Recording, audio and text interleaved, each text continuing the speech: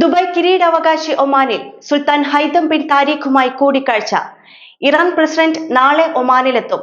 അൽ ഹജർ പർവ്വതനിരകളിലും പരിസര പ്രദേശങ്ങളിലും ഇടിമിന്നലോടുകൂടിയ മഴയ്ക്ക് സാധ്യത. ഇന്നത്തെ പ്രധാനപ്പെട്ട വാർത്തകളുമായി ഗൾഫ് അപ്ഡേറ്റ്സ് തുടങ്ങുന്നു. എല്ലാ പ്രേക്ഷകർക്കും സ്വാഗതം.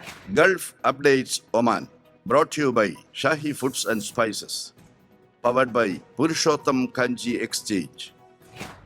ഔദ്യോഗിക സന്ദർശനത്തിനായി ഒമാനിലെത്തിയ ദുബായ് കിരീടാവകാശി Sheikh Hamdan bin Mohammed bin Rashid Al മക്തൂമിന് വൻ വരവേൽപ്പ്. Oman Sultan Haitham bin Tariq അദ്ദേഹത്തെ അൽ ബറക്ക കൊട്ടാരത്തിൽ സ്വീകരിച്ചു. കൂടിക്കാഴ്ചയിൽ സഹോദര രാജ്യങ്ങൾ തമ്മിൽ ആഴത്തിലുള്ള ബന്ധം അവലോകനം ചെയ്തു. ഇരു രാജ്യങ്ങളിലെയും ജനങ്ങളുടെ പ്രയോജനത്തിനായി വിവിധ മേഖലകളിലെ സഹകരണവും പങ്കാളിത്തവും വർദ്ധിപ്പിക്കുന്നതിനുള്ള വഴികളും ചർച്ചയായി. ഇറാൻ പ്രസിഡന്റ് ഡോക്ടർ മസൂദ് പെഷേഷ്കിയാൻ 2 ദിവസത്തെ ഔദ്യോഗിക സന്ദർശനത്തിനായി ചൊവ്വാഴ്ച ഒമാനിലെത്തുമെന്ന് ദിവാൻ ഓഫ് റോയൽ കോർട്ട് പ്രസ്താവനയിൽ പറഞ്ഞു. ഇരു രാജ്യങ്ങൾക്കുമിടയിൽ നിലവിലുള്ള ഉഭയകക്ഷി സഹകരണത്തെ പിന്തുണയ്ക്കുന്നതിനും കൂടുതൽ മെച്ചപ്പെടുത്തുന്നതിനും സന്ദർശനം സഹായകമാകും. 2 സൗഹൃദ രാജ്യങ്ങളുടെയും താൽപര്യങ്ങളും ജനങ്ങളുടെ അഭിലാഷങ്ങളും നിറവേറ്റുന്നതിനുമായി പരസ്പര താൽപര്യമുള്ള നിരവധി മേഖലകൾ ചർച്ച ചെയ്യും. പ്രാദേശിക അന്തർദേശീയ സംഭവവികാസങ്ങളുടെ വെളിച്ചത്തിൽ പൊതുവായ ആശങ്കയുള്ള വിഷയങ്ങളും വിശകലനം ചെയ്യും. അൽ ഹജർ പർവ്വതനിരകളിലും പരിസര പ്രദേശങ്ങളിലും തിങ്കളാഴ്ച ഇടിമിന്നലോടുകൂടിയ മഴയ്ക്ക് സാധ്യതയുണ്ടെന്ന് ഒമാൻ കാലാവസ്ഥാ നിരീക്ഷണ കേന്ദ്രം. തെക്ക് വടക്ക് ഷർഖിയ, മസ്കത്ത്, ദാഖിലിയ, തെക്ക് വടക്ക് ബാത്തിന, ദാഹിറ എന്നീ ഗവർണറേറ്റുകളുടെ പർവ്വത പ്രദേശങ്ങളിൽ വൈകുന്നേരം 7 വരെ മഴ പെയ്തേക്കുമെന്നാണ് മുന്നറിയിപ്പ്. വിവിധയിടങ്ങളിൽ 10 മുതൽ 30 മില്ലിമീറ്റർ വരെ മഴ ലഭിച്ചേക്കും. മണിക്കൂറിൽ 37 മുതൽ 83 കിലോമീറ്റർ വേഗതയിൽ കാറ്റ് വീശും. വാദികൾ നിറഞ്ഞൊഴുകും, ആലിപ്പഴവും വർഷിക്കും. ദൂരക്കാഴ്ചയെ ബാധിക്കാൻ സാധ്യതയുണ്ടെന്നും ജാഗ്രത പാലിക്കണമെന്നും മുന്നറിയിപ്പിൽ പറയുന്നു.